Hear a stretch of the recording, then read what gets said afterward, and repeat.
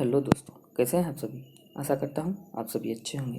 दोस्तों, यह सेट जो चलाए जा रहे हैं 2213 पोस्ट दरोगा के लिए ही है, यानी कि 2213 पोस्ट दरोगा के लिए है। ये प्रैक्टिस सेट चलाए जा रहे हैं फुल, यानी कि बात करते हैं फुल एक्सप्लेनेशन के साथ 100 क्वेश्चन का एक्सप्लेनेशन के साथ यह सेट चलाया जा रहा है। और भी कई सेट है जो प्लेलिस्ट में पड़ा हुआ है, वॉल्यूम 2 जैसे जुड़िया का वॉल्यूम 2 और भी सेट है जो कि प्लेलिस्ट में पड़ा हुआ है, जो कि आपको दरोगा, बिहार पुलिस और बिहार एसएससी और बीपीएससी यानी कि जो भी एग्जाम सामान्य अंतरण से संबंधित है वो उसमें आपको काम आ सकते हैं। तो चलिए आप सेट को स्टार्ट करते हैं। पहला नंबर क्वेश्चन की बात करते हैं तो सिंधु सभ्यता संबंधित है।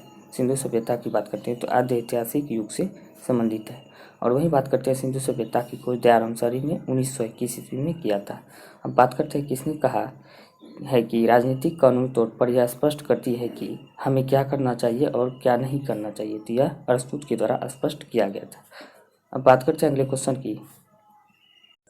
अब बात करते हैं भारतीय संविधान नागरिकों को कितने प्रकार के मौलिक अधिकार प्रदान करते हैं। तो मौलिक अधिकार की बात करते हैं तो 6 प्रकार के मौलिक अधिकार प्रदान करते हैं। और वहीं बात करते हैं कि मौलिक अधिकार यूएसए से लिया गया है और इसका वर्णन की बात करें तो यह भाग 3 में अनुच्छेद 12 से 35 तक, यानी कि अनुच्छेद 12 से 35 तक मौलिक अधिकार का वर्णन मिलता है भाग 3 में। और वहीं बात करते हैं नेक्स्ट क्वेश्चन यानी चौथे क्वेश्चन की, ऋग्वेद के प्रसिद्ध गायत्री मंत्र का संबंध किस देवता से है। तो यह बात करते हैं सावित्री देवता से है। और वहीं बात करते हैं अगले क्वेश्चन की, संपत्ति के अधिकार को मौलिक अधिकार की सूची से कब हटा दिया गया था। तो यह हटा दिया गया था 1978 में हटा दिया गया था 44वें संविधान संशोधन के द्वारा। और वहीं बात करते हैं झेलम नदी के किनारे प्रसिद्ध वितस्ता का युद्ध किन किन शहरों के बीच लड़ा गया था। तो किन किन शहरों के बीच लड़ा गया था, तो यह बात करते हैं किन किन शहरों नहीं किन किन शासकों के बीच लड़ा गया था। पोरस और सिकंदर के बीच 326 में लड़ा गया था। वहीं बात करते हैं अगले क्वेश्चन की, किस राज्य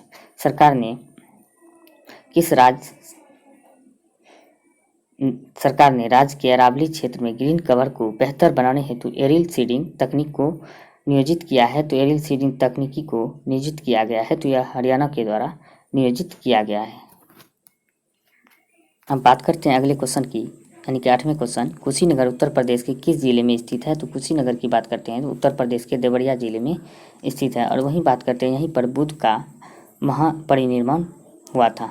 और वहीं बात करते हैं अगले क्वेश्चन यानी 90वें क्वेश्चन की, भारतीय संविधान डैश को लागू हुआ था, यानी कि किस दिन लागू हुआ था। तो बात करते हैं 26 जनवरी 1950 को भारतीय संविधान लागू हुआ था। वहीं बात करते हैं अगले क्वेश्चन की, अशोक के अभिलेखों में प्रयुक्त लिपि भाषा में से कौन सा औसत्य है, यानी कि बात करते हैं कौन सा औसत्य है। तो अशोक की यानी कि प्रयोग करते हैं अभिलेखों में जो प्रयुक्त हुआ था लिपि की बात करते हैं खरुष्टी, ग्रीक, अरमाइक और ब्राह्मी लिपि का प्रयोग किया गया था, जिसमें कि संस्कृत नहीं आते हैं। और यह बात करते हैं तो संस्कृत लिपि का प्रयोग नहीं किया गया था। आइए अब नेक्स्ट क्वेश्चन की बात करते हैं, प्राचीन का महान व्याकरण लेखक पतंजलि किसका समकालीन था, यानी किसके समकालीन था।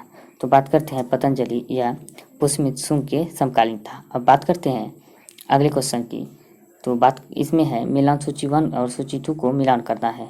तो बात करते हैं यहीं अब सूची 1 को और सूची 2 से मिलान करना है। अब बराहमिहिर की बात करते हैं तो बराहमिहिर का बृहत्तम संहिता हो जाएगा। और वहीं बात करते हैं तो विशाखा दत्त की, तो विशाख दत्त की बात करते हैं देवी चंद्रगुप्तम विशाख दत्त का हो जाएगा। और वहीं बात करते हैं शूद्रक की, तो शूद्रक की बात करें तो मिक्ष कटिकम शूद्रक का हो जाएगा। और वहीं बात करते हैं कलहन की बिलहन की बात करते हैं तो यह विक्रमादेव चरितम, यानी कि विक्रमादेव चरितम हो जाएंगे। और बात करते हैं अगले क्वेश्चन की।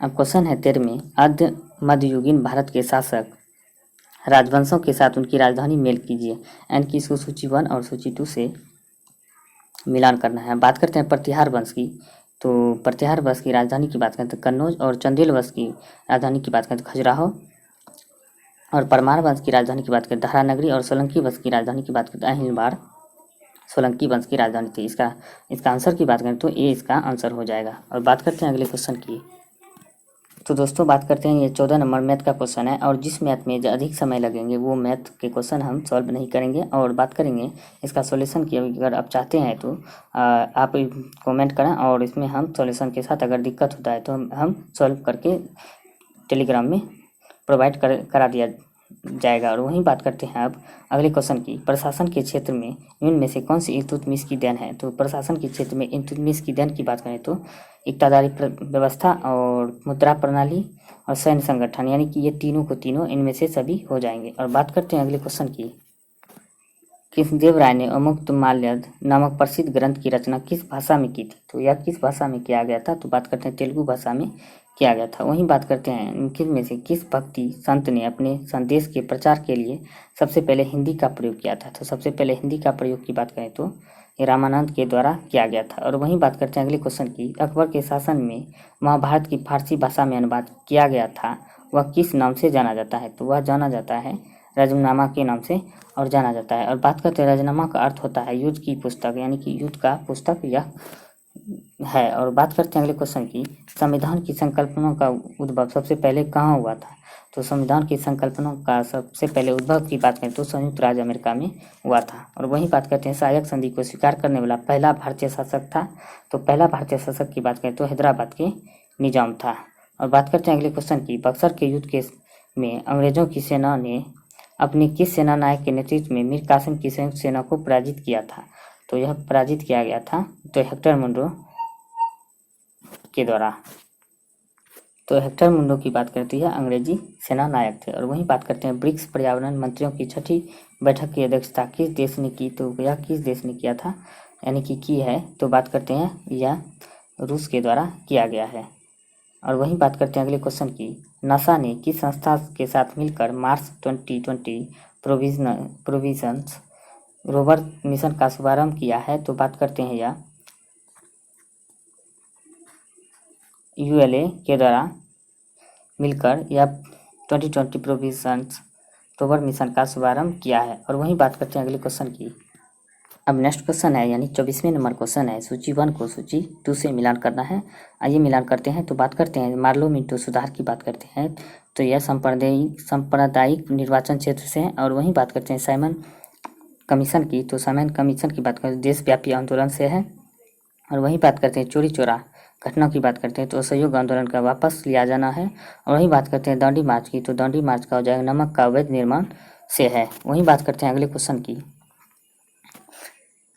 किसने कहा था दरो दीवार पे हसरत की नज़र करते हैं, खुश रहो अहले वतन हम तो सफ़र करते हैं?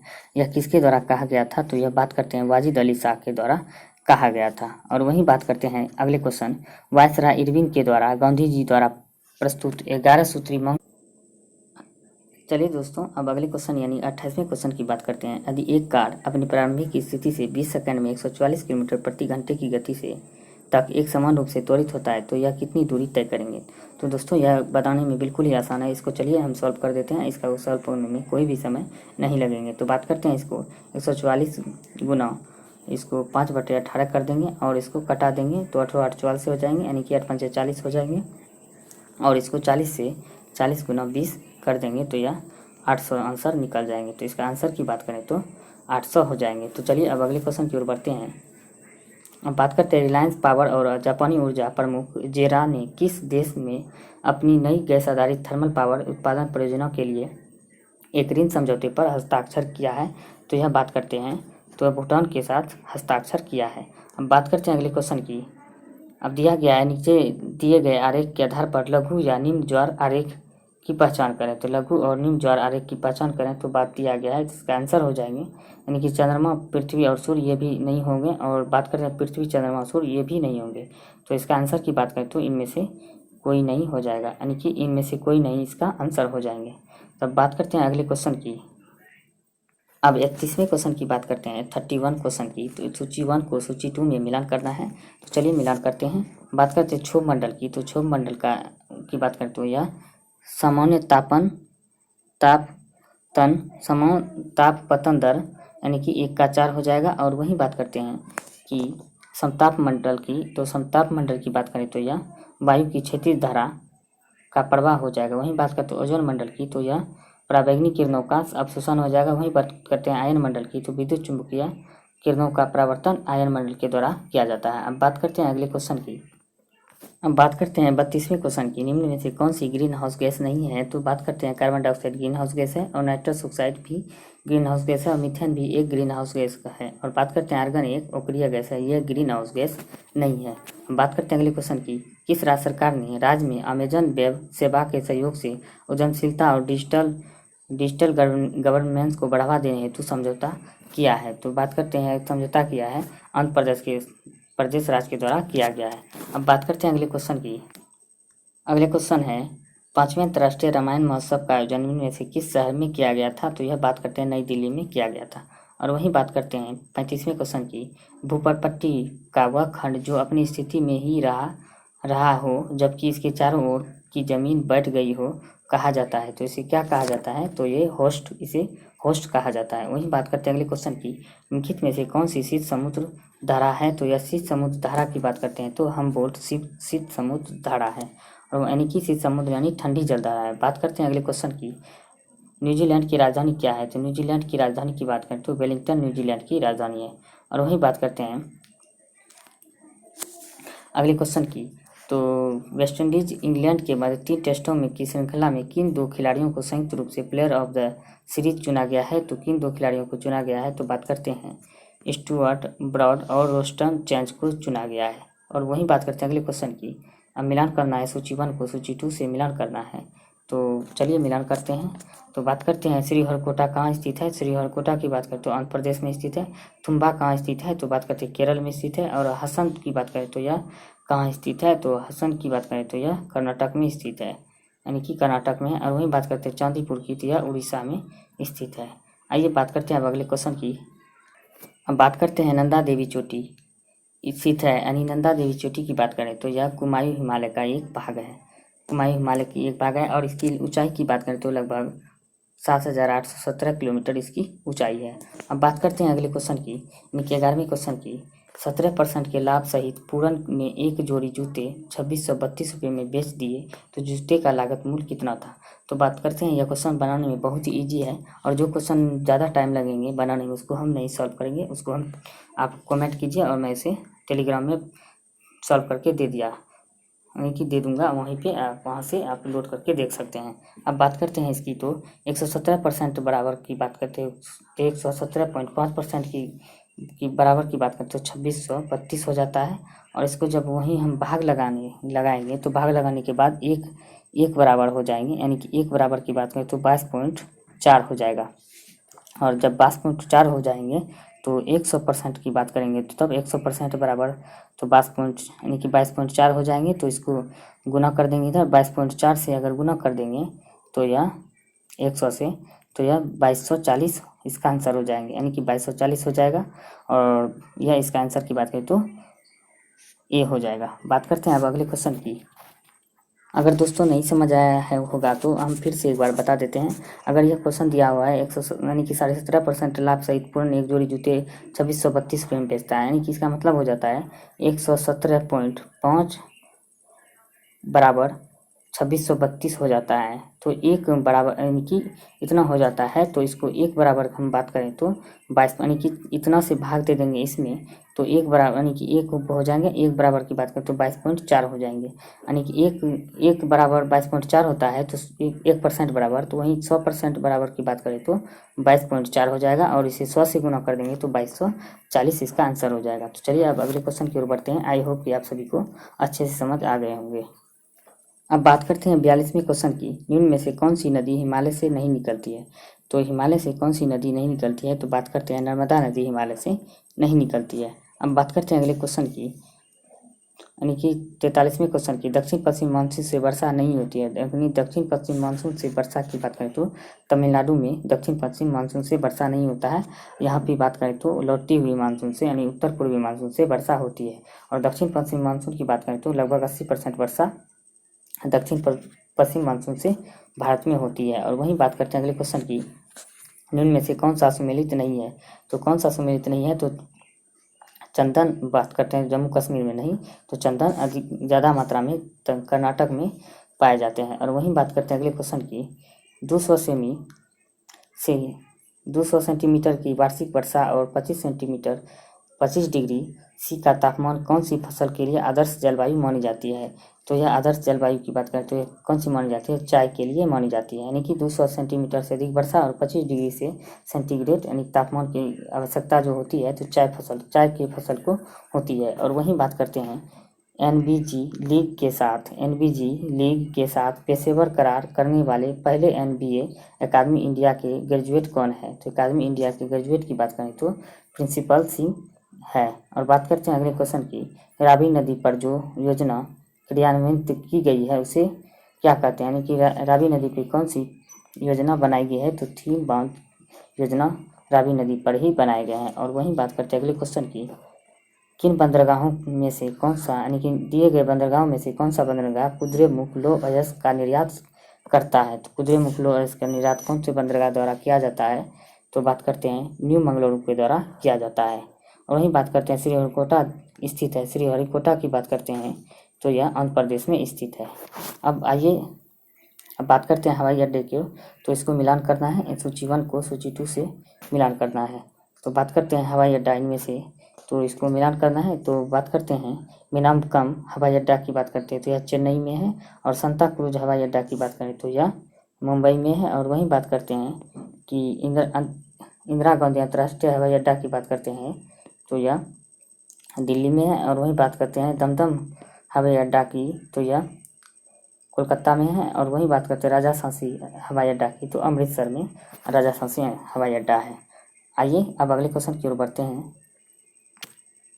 शेरशाह सूरी द्वारा निर्मित ग्रैंड ट्रंक रोड पहले कोलकाता को जोड़ता था, यानी कि पहले जो है कोलकाता को जोड़ता था, कहाँ से कहाँ तक? पेशावर तक जोड़ता था। अब बात करते हैं अब अगले क्वेश्चन की, गांधीवादी अर्थव्यवस्था किस सिद्धांत पर आधारित है?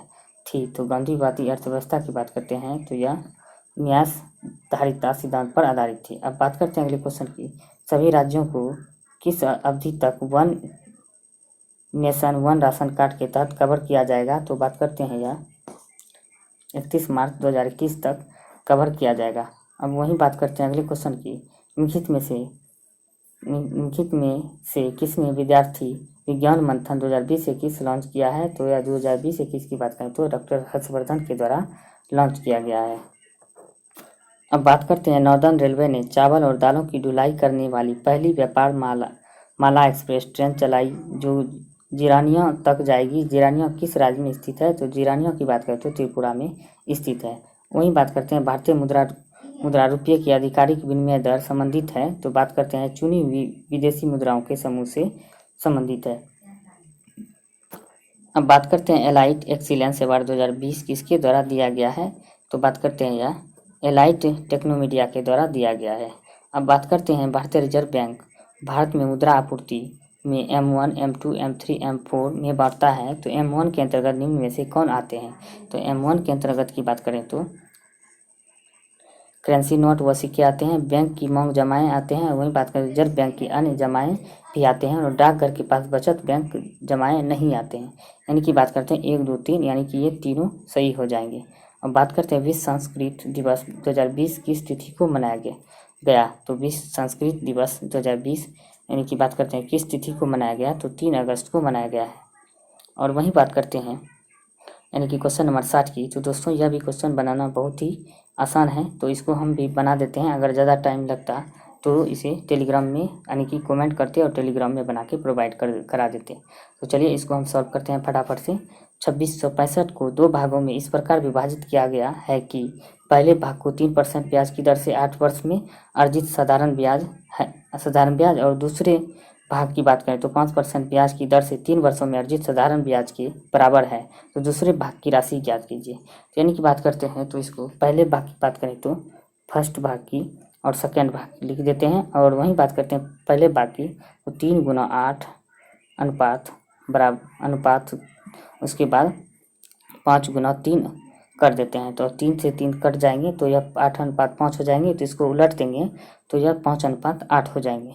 तो बात करते हैं इसको अब 13 का मान की बात करें तो यह हो गया 5:8 और यह दोनों को जोड़ के 13 हो जाता है। और 13 का मान जो दिया गया है तो 2665 यानी कि 2665 दिया गया है। अगर इसको हम भाग करेंगे तो हो जाता है यानी कि 205 हो जाता है। इसको भाग करने पर 205 हो जाता है। और वहीं हम अगर हम कहते हैं दूसरे भाग की राशि क्या होगा तो 205 × 8 कर देंगे। तो इस यानी कि 205 × 8 करने पर इसकी राशि की बात करें तो 1640 यानी कि 1640 निकल जाता है। तो आप लोग कैलकुलेशन कर दीजिएगा तो इसका आंसर हो जाएगा 1640।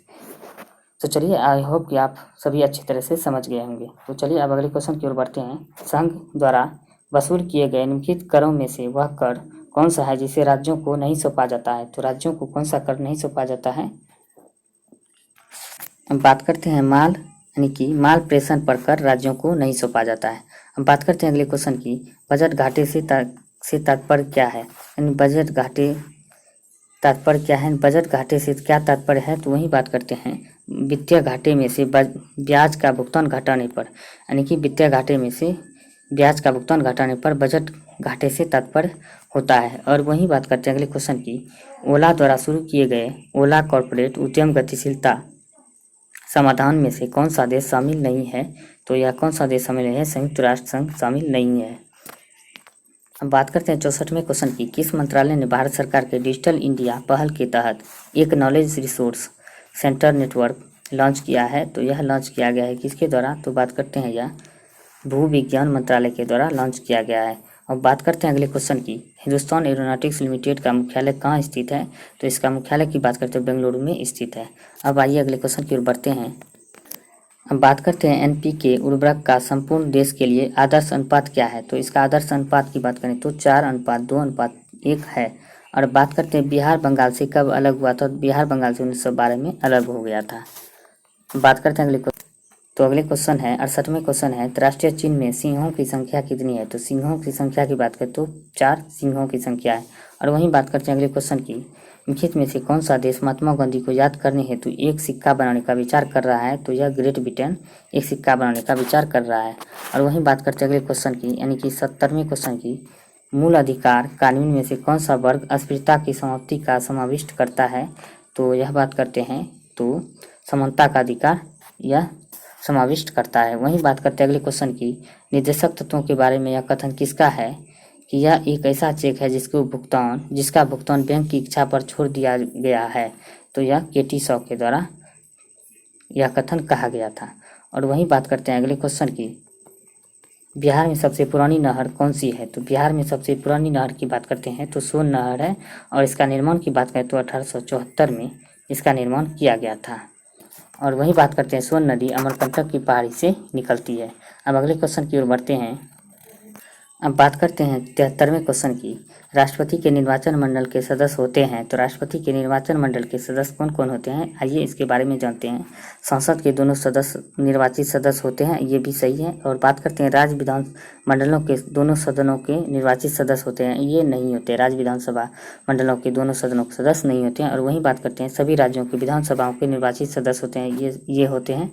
और दिल्ली एवं पांडिचेरी सभाओं के निर्वाचित सदस्य होते हैं, यानी कि ये भी हो जाएंगे। यानी कि बात करते हैं तो 1, 3, 4, यानी कि आंसर डी हो जाएगा। और बात करते हैं अब अगले क्वेश्चन की, सियासत में सदस्यता नामक पुस्तक के लेखक कौन है? तो बात करते हैं विजय कुमार चौधरी सियासत से सदस्यता नामक पुस्तक के लेखक हैं। और वहीं बात करते हैं अगले क्वेश्चन की, निर्वाचन प्रचार के लिए राष्ट्रपति पद के प्रत्याशियों को कितने दिनों का समय मिलता है? तो यह 2 सप्ताह का समय दिया जाता है, यानी मिलता है। बात करते हैं अगले क्वेश्चन की, एक वर्ष में कम से कम कितनी बार संसद की बैठक होना आवश्यक होता है? तो यह एक वर्ष में कम से कम 2 बार बैठक होना आवश्यक होता है। वहीं बात करते हैं भोजपुरी का शेक्सपियर किसे कहा जाता है? तो भिखारी ठाकुर को भोजपुरी का जनक यानी शेक्सपियर कहा जाता है। और वहीं बात करते हैं अगले क्वेश्चन की, निम्नलिखित में से किसने न्यूटन से पूर्व ही बता दिया था कि सभी वस्तुएं पृथ्वी की ओर गुरुत्वाकर्षित होती है? तो ब्रह्मगुप्त ने यह बता दिया था। और वहीं बात करते हैं सरल लोलक का वर्तकाल 2 गुना हो जाएगा यदि इसकी लंबाई 4 गुनी कर दी जाए। तो इसकी लंबाई की बात करते हैं 4 गुनी कर दी जाने पर सरल लोलक का वर्तकाल 2 गुना हो जाता है। और वहीं बात करते हैं, यदि 2 समतल दर्पणों को 90 डिग्री कोण पर रखा गया और उनके मध्य एक मोमबत्ती जल रही है तो दर्पणों के में मोमबत्ती के कितने प्रतिबिंब दिखाई देंगे? तो इसका सूत्र हम बात करें तो इसका सूत्र की बात करें तो 360 डिग्री बटा थीटा होता है। यानी कि थीटा की मान की बात करें तो 360 में बटा 90 रख देते हैं, थीटा का मान तो हो जाएगा और -1 होता है, यानी 300 थीटा बटे 90 -1 होता है। तो वहीं 360 में 90 से भाग देने पर इसका आंसर -1 करने पर तो यह 3 हो जाएगा। तो इसका आंसर की बात करें तो 3 आंसर हो जाएगी। बात करते हैं अब अगले क्वेश्चन की, जब हम कमरे के अंदर बैठे होते हैं तो यद्यपि हम बाहर के कमरे में बातचीत करने वाले व्यक्तियों को देखते हैं तो नहीं हैं, परंतु उनकी आवाज़ को अवश्य सुन लेते हैं। इसका क्या कारण है? ध्वनि का। तो यह ध्वनि की बात करें तो ध्वनि का विवर्तन होता है। निम्नलिखित में से किसकी प्रकृति चुंबकीय होती है? तो किसकी प्रकृति चुंबकीय होती है? तो लोहा की प्रकृति चुंबकीय होती है। विश्व संस्कृत दिवस प्रतिवर्ष किस तारीख को मनाया जाता है? तो यह 3 अगस्त को मनाया जाता है। 3 अगस्त नहीं दोस्तों, तो इसको बात करते हैं विश्व संस्कृत दिवस प्रतिवर्ष किस तारीख को मनाया जाता है? तो यह श्रावण की पूर्णिमा में मनाया जाता है। और पिछले वर्ष 2020 में बात करें तो यह 3 अगस्त में मनाया गया था। अगले क्वेश्चन है मणिक्यला राव का निधन हो गया है, वह क्या थे? तो वह एक राजनीतिज्ञ थे। और बात करते हैं अगले क्वेश्चन की, निकट दृष्टि दोष से पीड़ित व्यक्ति के चश्मे में प्रयोग किया जाता है। तो निकट दृष्टि दोष के चश्मे में अवतल लेंस का प्रयोग किया जाता है और दूर दृष्टि दोष के व्यक्ति के चश्मे में उत्तल लेंस का प्रयोग किया जाता है। बात करते हैं कंप्यूटर में किसी शब्द की लंबाई किसके द्वारा नापी जाती है या मापी जाती है? तो यह बिट्स के द्वारा मापी जाती है। अब बात करते हैं सूची 1 और सूची 2 को मिलान करते हैं। तो इसको मिलान करते हैं सूची 1 को 2 से। तो बात करते हैं इसको एम्पियर की बात करते हैं। तो एम्पियर है, तो एम्पियर का हो जाएगा विद्युत धारा। और वही बात करते हैं एनीमोमीटर की। तो एनीमोमीटर की बात करते हैं तो वायु की चाल। और पैरोमीटर की बात करते हैं तो यह उच्चता। और वोल्टमीटर की बात करते हैं तो विभवांतर, इससे मापा जाता है। तो चलिए अब अगले क्वेश्चन की ओर बढ़ते हैं। इनमें से कौन कोलाइड नहीं है? तो इनमें से कौन कोलाइड नहीं है? तो आइसक्रीम एक कोलाइड नहीं है और बाकी सब कोलाइड है। अब बात करते हैं ऐसे परमाणु को जिनमें प्रोटॉनों की संख्या समान परंतु न्यूट्रॉनों की संख्या भिन्न भिन्न होती है, तो उसे क्या कहते हैं? तो उसे समस्थानिक यानी आइसोटॉप कहते हैं। बात करते हैं निम्नलिखित में से किस एक का अधिकतम ईंधन मौन होता है? तो अधिकतम ईंधन की मौन की बात करें तो हाइड्रोजन का होता है। और वहीं बात करते हैं कास्टिक सोडा का रासायनिक सूत्र क्या होता है? NaOH कास्टिक सोडा का रासायनिक सूत्र होता है। और NaCl की बात करें तो साधारण नमक का यानी सोडियम क्लोराइड इसका रासायनिक नाम होता है। वहीं बात करते हैं NaHCO3 की, तो यह सोडियम बाइकार्बोनेट यानी खाने वाला सोडा होता है। और वहीं बात करते हैं Na2CO3 की, सोडियम बाइकार्बोनेट इसका रासायनिक नाम होता है, यानी कि यह दोबन सोडा इसे कहा जाता है।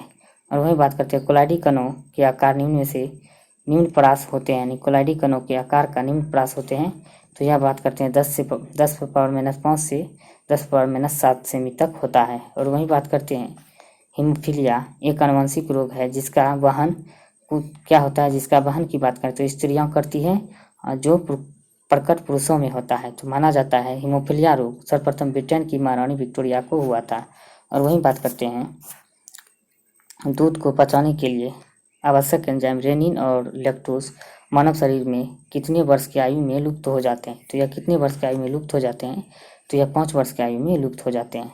हम बात करते हैं अगले क्वेश्चन की, ऑक्सीजन की उपस्थिति में ग्लूकोज के कार्बन डाइऑक्साइड एवं जल में ऊर्जा निर्मुक्त होने के साथ पूर्ण रूपांतरण होने को क्या कहते हैं? तो यह पूर्ण रूपांतरण को होने को कहते हैं जल अपघटन कहते हैं। और वहीं बात करते हैं अगले क्वेश्चन की, निम्नलिखित में से किस राज्य या केंद्रशासित प्रदेश में ऑनलाइन शिक्षा के लिए ज्ञान मित्र मोबाइल ऐप लॉन्च किया गया है? तो यह दादर नागर हवेली और दमन द्वीप में लॉन्च किया गया है। बात करते हैं गुयाना के राष्ट्रपति के रूप में इरफान अली ने शपथ ली है। गुयाना की राजधानी की बात करें तो कहाँ है? तो जॉर्ज टाउन गुयाना की राजधानी है। अब बात करते हैं यदि एक बहुभुज की प्रत्येक भुजा की लंबाई 2.9 सेंटीमीटर है और उसका परिमाप 23.2 सेंटीमीटर है तो बहुभुज की भुजाओं की संख्या ज्ञात करें। तो भुजाओं की संख्या 8 हो जाएंगे। और बात करते हैं वहीं मूलतः रामायण किस भाषा में लिखी गई थी? तो मूलतः रामायण की बात करते हैं तो यह संस्कृत भाषा में लिखी गई थी। और वहीं बात करते हैं भारतीय रिजर्व बैंक ने HDFC बैंक के अगले मुख्य कार्यकारी अधिकारी के रूप में किसकी नियुक्ति को मंजूरी दे दी है? तो यह मंजूरी दे दी है शशिधर जगदीशन को मंजूरी दे दी है। और वहीं बात करते हैं HDFC बैंक की स्थापना की तो 1994 में इसका स्थापना किया गया था। उसकी मुख्यालय की बात करें तो मुंबई में HDFC का मुख्यालय है। उम्मीद करते हैं कि ये श्रृंखला आपको पसंद आ रही होंगी। कमेंट सेक्शन में ज़रूर बताएं। अगर आपको अच्छा लगेगा तो इस तरीके से हम लोग इसे जारी रखेंगे और आने वाले समय में हमारा प्रयास यही रहेगा ताकि आप सभी आप किसी भी एग्ज़ाम से पहले आपकी तैयारी बेहतर हो, साथ ही साथ आप किसी भी एग्ज़ाम से पहले रिवीजन कर ले तो मैक्सिमम आपके प्रश्न एग्ज़ाम में यहाँ से आ सकते हैं। धन्यवाद।